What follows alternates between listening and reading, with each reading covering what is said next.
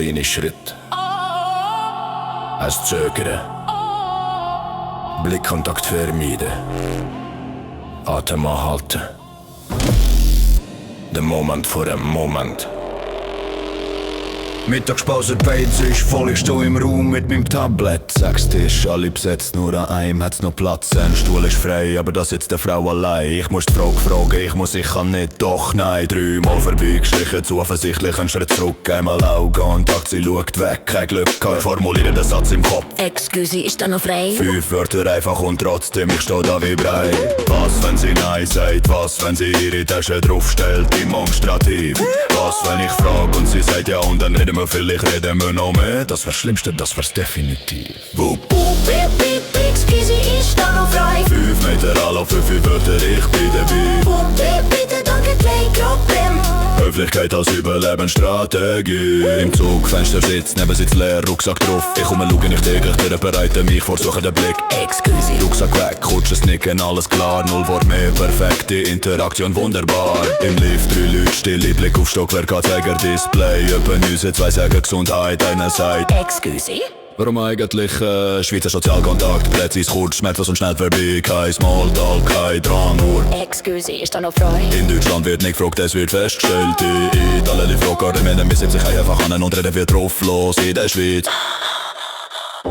planen wir die Frage, Übt sie, verwirft sie fragt sie.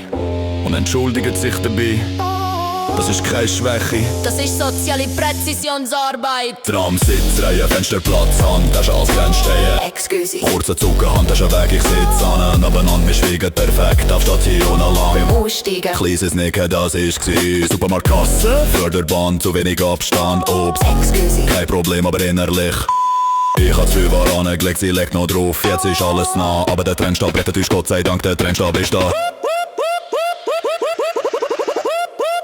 excuse, ist da noch frei? Excuse, ist da noch frei? Bitte, danke, kein Problem. Excuse, ist da noch frei? Bitte, danke, kein Problem.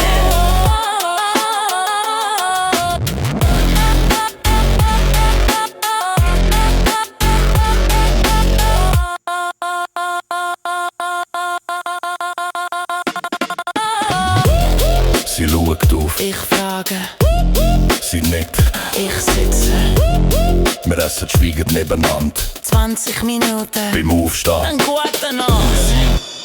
danke, Ihnen auch. Das war das Gespräch gsi. Das war die Verbindung gsi. Das war Sie, Excuse, ist da noch frei? ja, Danke. kein Problem.